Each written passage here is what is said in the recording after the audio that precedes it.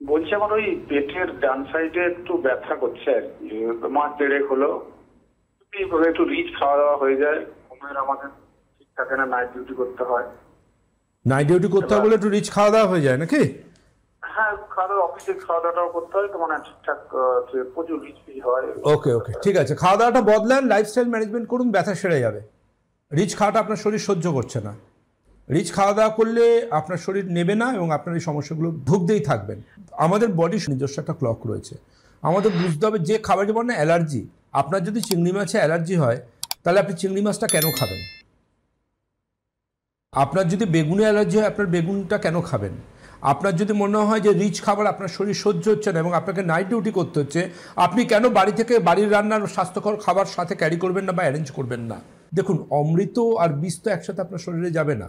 Rich খাবার যদি বিষ হয় তাহলে পরম্পরাগত ওষুধ অমৃতের হিসেবে আপনার শরীরে গিয়ে কাজ করবে না কোনো। আগুনেতে পেট্রোল আর জল একসাথে দেওয়া যায় না, যে কোনো একটা। পেট্রোল দিয়ে জলকে সরিয়ে রাখুন, আর যদি জল দিয়ে আগুন নেভাতে চান তাহলে পেট্রোলকে সরিয়ে রাখুন। আপনি লিভারে ট্রিটমেন্ট করতে আমার কাছে এসে বলবেন, ডাক্তারবাবু ওষুধ খাচ্ছি, ওখানে আমি অ্যালকোহলটা ছাড়বো কী করে? আমি নাইট ডিউটি করবো বলে আমি রিচ খাবার খেয়ে চলবো, তাহলে আমি হাত জোর করে বলবো আমার সামান্য জ্ঞানে এর কোনো সমাধান নেই।